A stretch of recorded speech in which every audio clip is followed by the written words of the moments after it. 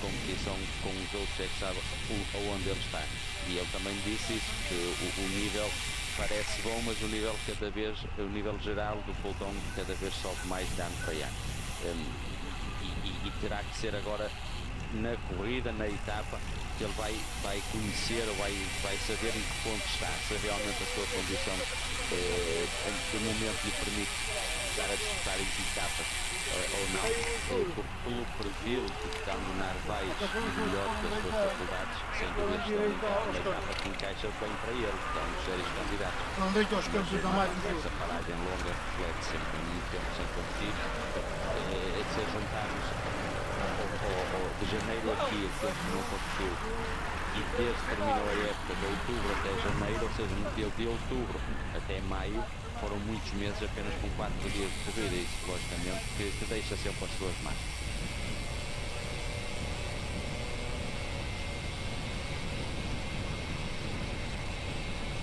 Do outro lado, dentro da equipa da UAE, Paulo Martins, temos para lá do Narvaez, temos também o Morgado e até o próprio Ian Christen. Não sei, o próprio Morgado também não se revela. Isto está curioso dentro da UAE, porque o Christen ainda não ouvimos, o Ian Christen, não ouvimos o irmão dele, que corre noutra equipa.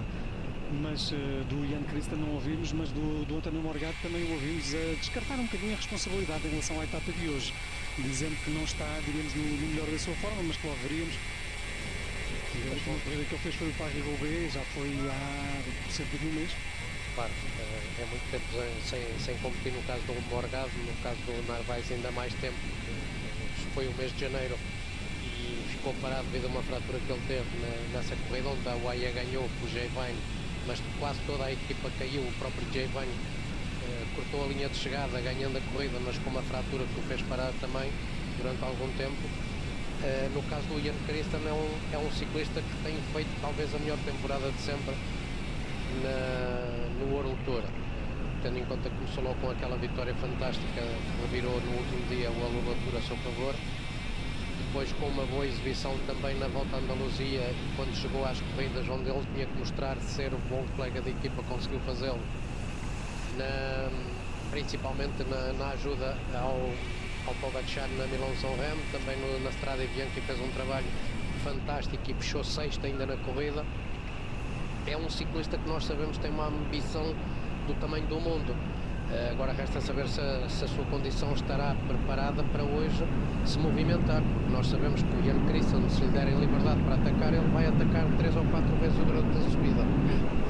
E a falar da liberdade de Ian Christen, recorda para quem não esteve connosco esta manhã a entrevista que deu a Adam Yates, a Gazeta dello Sport, dizer duas coisas a Adam Yates. Primeiro que não será tudo a volta dele nesta volta à Itália e que os ciclistas terão liberdade para ganhar a etapa. Portanto, Christen, Narvaez ou Morgado, quem sabe hoje.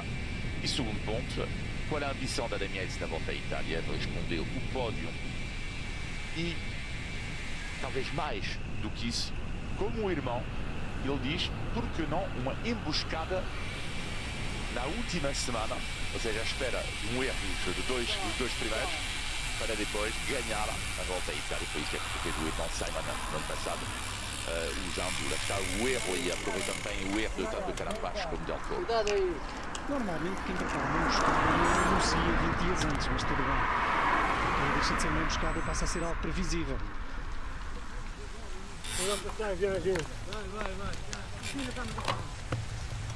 Olivier, para a etapa de hoje, quem te parece ser aqueles ciclistas que assinam o rastilho? O que eu quero dizer fica preso aqui com as mudanças. Ali para a frente leva a que toda a gente responda, e aqui falo particularmente dos homens da geral, porque nós temos falado aqui muito da possibilidade de vir a ser um ciclista que não luta pela geral, de vir hoje a ganhar a etapa, mas também há a possibilidade de um ciclista da geral, qualquer, sei lá, Ben O'Connor, veio assim de repente, podia ser outro qualquer, lançar-se para a frente, tentar porventura ganhar aqui eventualmente a etapa, ganhar alguns segundinhos que depois lhe podem ser muito úteis na parte final da corrida ou em qualquer altura da corrida, e isto pode levar a que outros venham a responder. Quem te parece ser aqueles que podem acender o rastilho a ponto de, por exemplo, Vingegaard vir a sentir-se obrigado a responder? A quem é que hoje responde Vingegaard? je diria que Por responde exemplo, a O'Connor. quase- Achas que O'Connor faz com que Vingard responda? Não, eu acho que sinceramente, eu não vejo, ao contrário de, não sei, que alguns dos colegas, eu não vejo alguém na geral tentar uma coisa hoje. Eu duvido, mas pronto, tudo bem. Não, mas, Agora, é mas evidente que pode tentar ir à vitória na etapa e com isso Vingard dizer, espera lá, eu vou responder a este porque, ok, tu queres a etapa e eu não importo de ficar em segundo ou de não ter a camisola rosa, até me dá jeito de não tê-la, mas tu és perigoso e eu vou-te responder. Mesmo que sejas o O'Connor e que estejas apenas a lutar por um lugar no top 10. sim, mas eu acho que sim, eu acho que neste momento, tendo em conta que não há diferença de classificação geral, eu acho que um candidato voltista, acho eu que Vingegaard responda. Agora, o que estou à espera de uma equipa em particular, da resposta entre todos os cenários que podem acontecer, todas as hipóteses que podem acontecer, que é a equipa dos Emirates, porque esta equipa, ela pode, ao mesmo tempo, haver uma intenção de responder a um ataque de um candidato a geral para proteger a Adam Yates, e a Adam Yates, neste caso, vai ter que responder. Vamos imaginar, se Perizal e ataca, a Adam Yates tem que responder, não vai ficar ali atrás. Mas esta equipe de Emirates também está envolvida para a camisola rosa.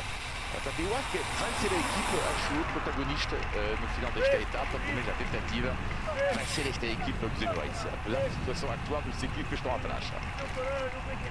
E Paulo Martins e Zezé, como é que pode até parecer mirabólica, mas de manhã resistir hoje e conseguirem vir a discutir a etapa? Porque ele mostrou ter pernas muito fortes ontem. É um ciclista que resiste bem a finais explosivos. Quão dura é a subida e qual a capacidade de manhã resistir, na vossa opinião? Eu honestamente não é impossível. Olha a boca! Eu sempre disse isso, que não com a velocidade que a subida for feita.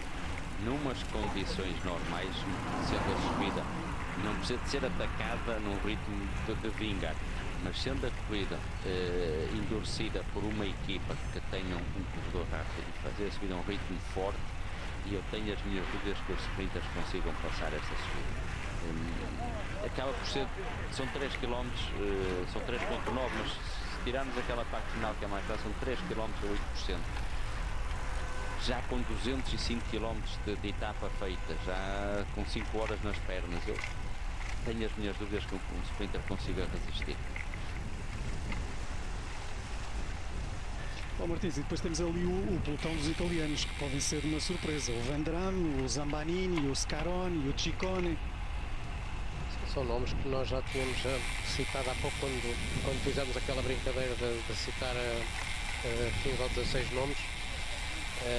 E esses italianos nós metemos em cima da mesa da possibilidade de realmente estarem na discussão da vitória. Eu acho que esses nomes não me parece que sejam nomes que possam estar fora. Eu acho que mesmo com ritmo alto eles têm todas as possibilidades de estar na luta, até pela chuva. Eles vêm ao encontro daquilo que dizíamos. Os homens da geral, com a estrada molhada, eu acho que não vão arriscar em atacar a subida. Isso também pode ser uma oportunidade para os sprinters terem uma subida mais tranquila e não perder, ou se perderem tempo, poderem recuar durante a descida.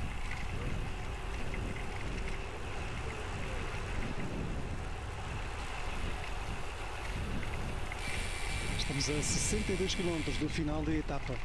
2 minutos, os homens da frente mantêm-se na frente, mas apenas porque o pelotão ainda não tomou a decisão de os alcançar.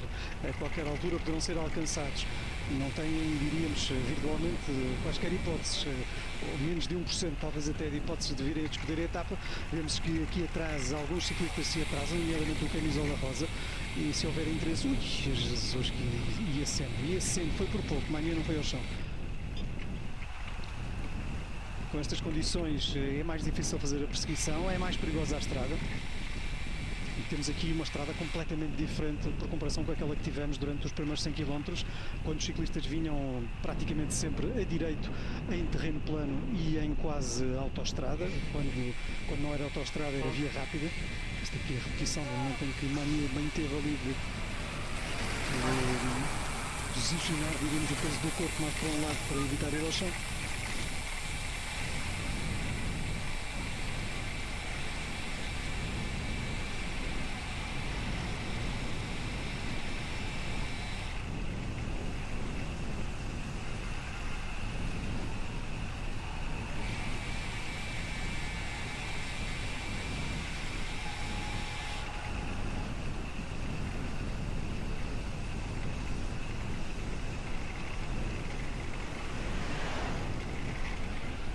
que nasceu nos Estados Unidos. O pai trabalhava nos Estados Unidos, na altura, na indústria automóvel. Depois saiu por volta de, quando ele tinha 3 ou 4 anos para a Alemanha, e depois voltou para... Voltou não, depois para a França.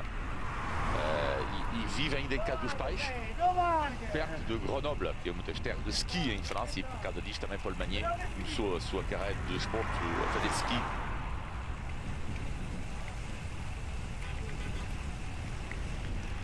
Aos poucos e poucos vamos tendo mais informações quanto ao final da etapa. O final da etapa tem zonas de aquilo que se chamam as lombas para limitar a velocidade. A 1100 metros e a 700 metros tem lombas, mas essas lombas são em empedrado e estão molhadas, portanto há ali zona perigosa mais uma vez no final da etapa. A diferença, por comparação com o dia de ontem, é que essas lombas não serão, pelo menos uma delas não será em plano, uma delas será em plano ainda, mesmo antes dos 1000 metros finais, parece-me que tenho de rever aqui. A outra será já durante a subida, portanto será já ali numa altura em que os ciclistas andam a 6-7% dependente, isto dentro dos 1000 metros finais, portanto não há só a subida que antecede, diríamos assim, os 1000 metros finais, é uma subida que está a 10-12 km, aquela subida à qual nos temos referido como tendo cerca de 8% nos 3 km finais, portanto no total quase 4 km a 6.6. Depois disso há uma descida e depois então temos uma parte final em subida novamente, e é essa parte que eu estou agora a referir. Nessa parte aí os ciclistas apanham empedrado, portanto antes dos 2000 metros, qualquer coisa como 100 metros em empedrado, com as tais lombas também em empedrado, e depois na parte final já a subir a 6, 7, 9% até dependente, voltam a apanhar uma zona de empedrado. E nessa altura estarão a 1200, 1500 metros do final. Os 1000 metros finais já serão mais em plano do que propriamente a subir, mas entre os 2 e os 1000, os ciclistas vão ter ali 1 km com uma pendente média que rondará os 6%. Aquele quilómetro a 6%, debaixo de chuva e depois de uma etapa de 220 km, vai pesar muito nas pernas de muita gente. Depois, quem aguentar esse pedaço vai ter ainda de aguentar mais uma pequena subida, que termina mais ou menos a 500 metros do final. Daí para a frente será sempre em plano, com uma ligeira descida até, e depois com uma muito ligeira subida para a meta. Isto é o que falta de etapa, quando faltarem, portanto, 3 km. Portanto, à falta de 3 km é mais ou menos isto que vamos ter.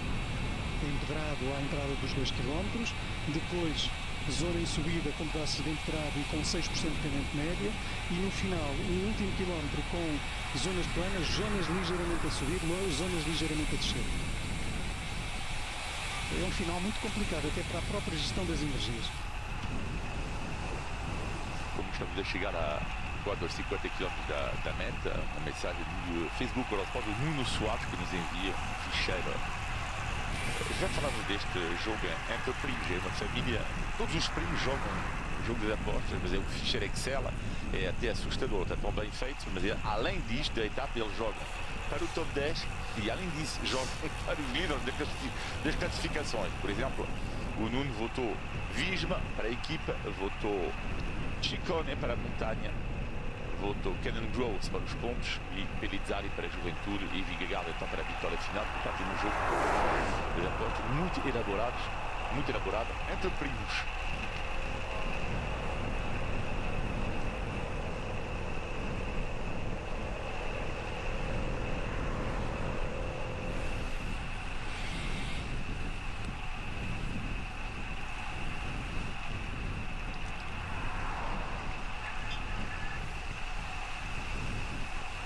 Eu olhando bem para este final, eu não veria com grande surpresa Vingegaard de facto hoje a destacar-se. Muito francamente começo a achar, cada vez que volto a olhar para o final, para aquela parte final, primeiro a tal subida com os tais 3 km a 8%, zonas a 9, uma subida difícil debaixo de chuva.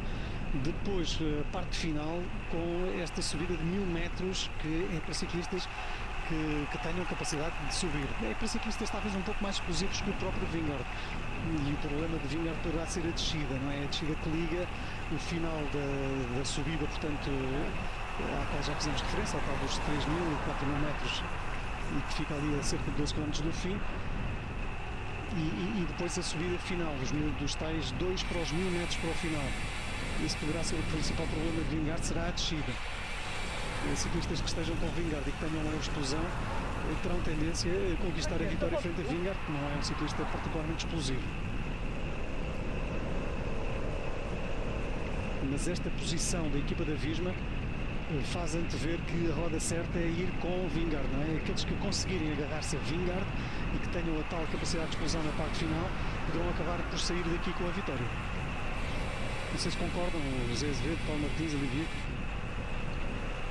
Hoje, assim como muitas vezes temos a roda certa como sendo a roda, por exemplo, de Jonathan Milan, hoje podemos ter a roda certa como sendo a de Vingegaard.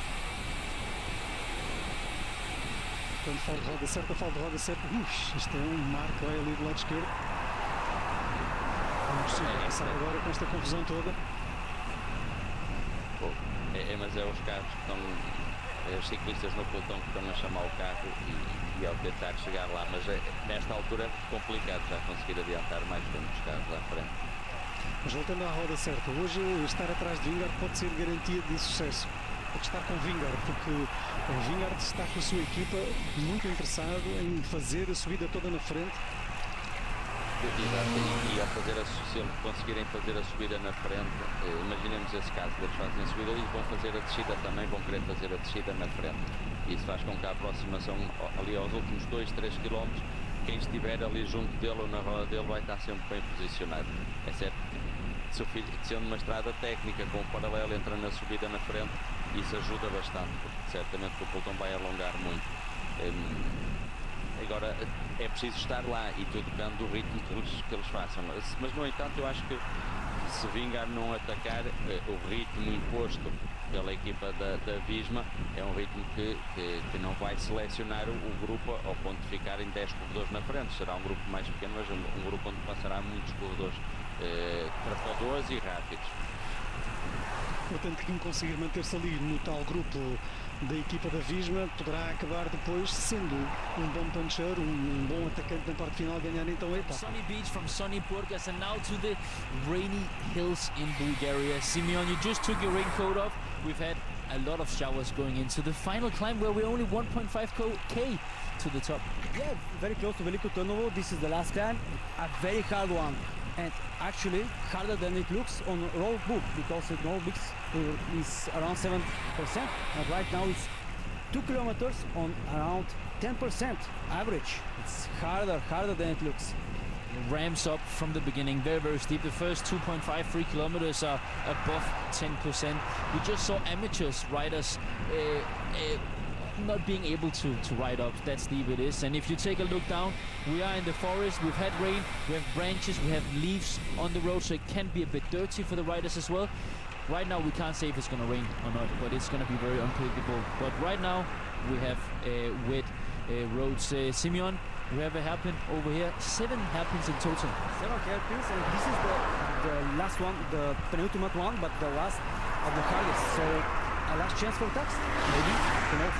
It's going to be punchy, it's going to be spicy. The atmosphere here is a bit jazzy at the last climb of today.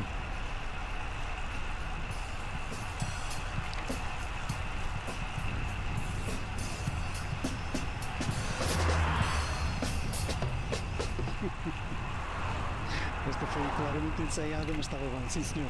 É o final da etapa de hoje, naquela tal subida à qual nos temos referido tantas vezes, os tais 3-4 km de subida, que dizia ali o Simon Kuchokov, que é o livro de prova é enganador em relação a esta subida, portanto parece uma coisa dura, mas é muito mais dura ainda do que isso. Há 2 km a 10% dependente, com chuva, com a estrada muito molhada, como dava para ver, chovendo ou não a estrada vai estar molhada, com folhas, porque estamos na floresta, folhagem que cai, e cá está agora aqui esta subida, agora de um outro ponto de vista, note-se que há realmente zonas muito íngremes e com muitas viragens, 7 viragens. Dizia a certa altura, acho que era o Anders Nota, que alguns dos amadores que viram passar por ali, o Simon e o Anders que viram passar por ali, tiveram mesmo de desmontar da bicicleta porque a pendente era muito elevada. Não é muito longa a subida, mas como dá para ver, tem zonas a 14%, 13%. Sim, como disseram os comentadores, há 2,5 km, quase 3 km a 10%, ou seja, tem ali partes a 14%. Não é uma subida fácil, e estando a estrada molhada, se tiver chuva ainda dificulta mais. Eu acho que aqui está montado todos os ingredientes para se poder fazer ali um bom final de etapa muito explosivo, que selecione muito o grupo. E com essa entrada tão dura, porque as primeiras rampas são logo muito duras, e a estrada não é assim tão larga, vai obrigar a um bom posicionamento, vai haver logo uma guerra enorme pela posição, por entrar na frente da subida, com as equipas a querer pôr os seus líderes. Tudo isso também vai ser importante. Conhecendo Vingegaard, eu diria que o Vingegaard não é ciclista para arriscar hoje. É ciclista para estar na frente, mas para não correr riscos. Sim, isso é a primeira preocupação, eu penso que é essa, é entrar, não correr riscos ou não correr riscos desnecessários, porque muitas vezes há riscos que tem que correr se alguém atacar e fizer a aproximação com uma velocidade muito elevada ou a descida, o Vingegaard tem que ir atrás, isso não há nada a fazer, tem que correr esses riscos, ou sim. Se depender deles, logicamente vão tentar minimizar esses riscos. Mas eu acho que eu continuo a achar que Vingegaard, por aquilo que tem feito nestas últimas corridas deste ano, não me surpreende se Vingegaard não atacar nesta subida. Para mim, eu já este ano não vejo aquele Vingegaard tão conservador como corria anteriormente, de uma forma mais calculista. E se ele tiver a oportunidade de ganhar algum tempo, eu acho que vai fazer. E por outro lado, também às vezes os corredores também querem se testar, querem saber como é que as pernas respondem, querem saber como é que os adversários estão. E se ele estiver bem, eu acho que ele vai tentar fazer alguma coisa.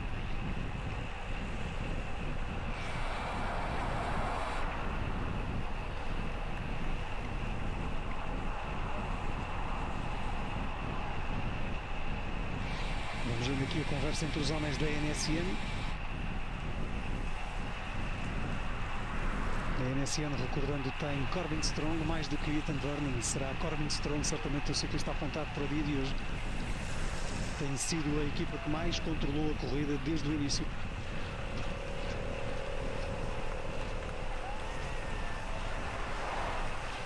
Depois eu acho que é de notar sempre o bom posicionamento nesta altura.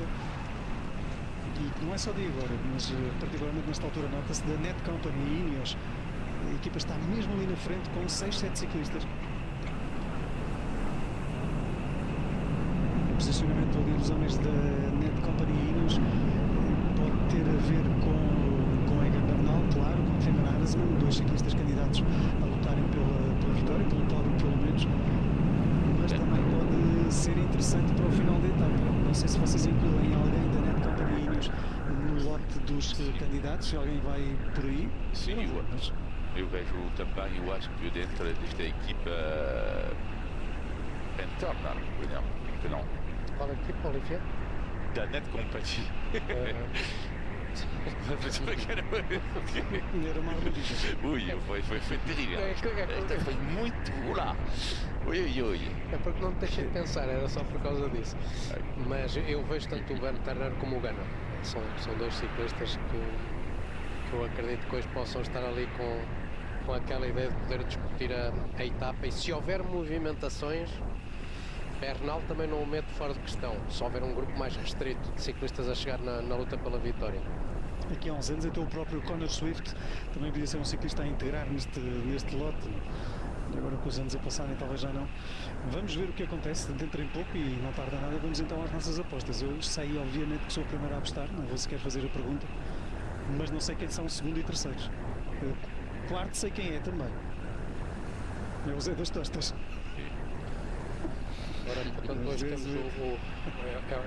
temos o Dylan, temos o Tobias, é o segundo.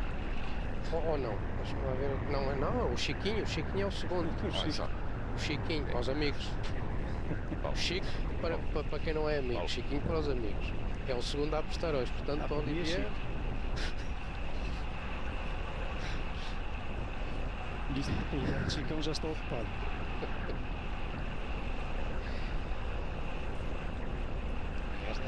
Esta do Chico ou do Chiquinho já ficou no livro, esta já não é esquecida.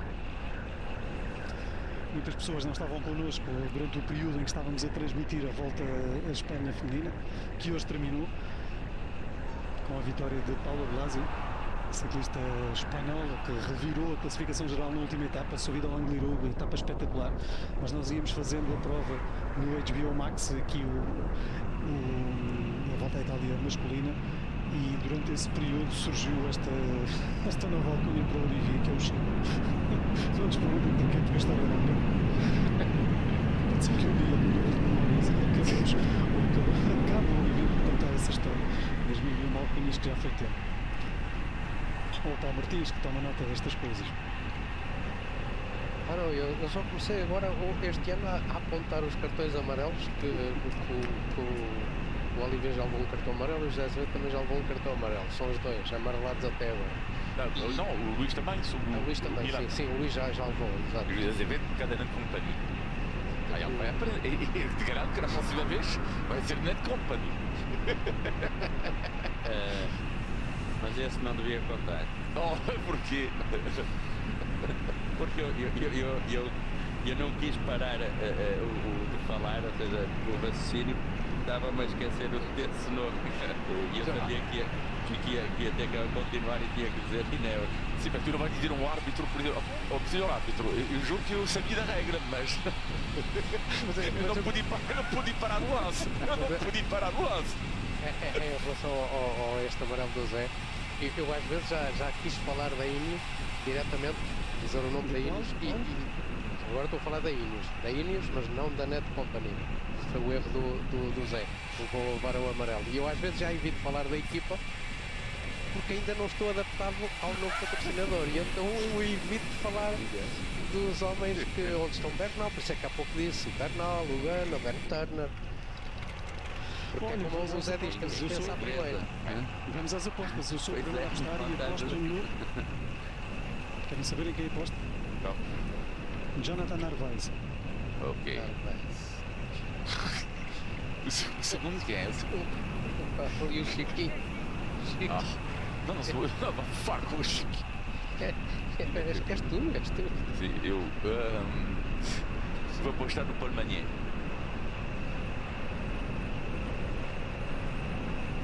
Loucura. Sim. Uma loucura. E agora É muito cedo, Martins. Oliveira. Ainda vais na etapa 2. Eu tinha aqui dois nomes e portanto vou manter fiel àquilo que eu tinha, porque pensava que não ia ter esse nome disponível, que era o Vendram. Tinha o Eitveld também, fico com o Vendram.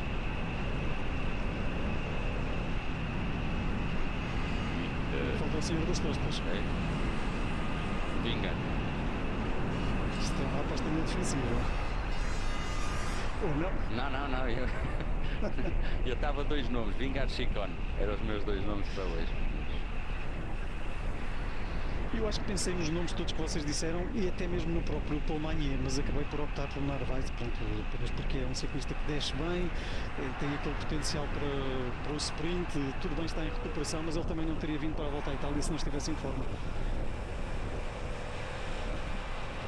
Ora bem, 2 minutos de diferença para a frente da corrida. Não sei se querem justificar as vossas apostas, mas temos falado tanto disto que acaba por a justificação já estar dada ao longo das várias horas de transmissão que já levamos.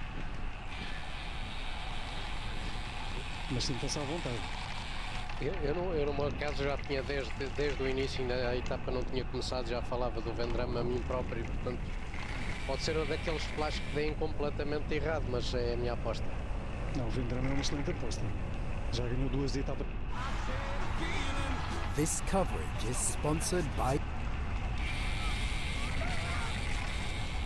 Estamos a chegar aos 40 km praticamente finais da etapa número 2 da Volta à Itália. Ontem tivemos sprint com a vitória de Paul Magnier, um sprint caótico com uma queda que afastou da luta 90% diríamos do pelotão. Sobraram 6 ou 7 ciclistas na frente da corrida, acabou por ganhar Paul Magnier, mas ganhou com inteira justiça. Não beneficiou, diríamos, da queda, porque ele já estava bem posicionado, acabava certamente por estar na discussão da etapa, tivesse havido ou não queda. Talvez mais prejudicado tenha sido Jonathan Milano no final da etapa de ontem, algo surpreendido pela queda, estava bem lançado, mas mal posicionado.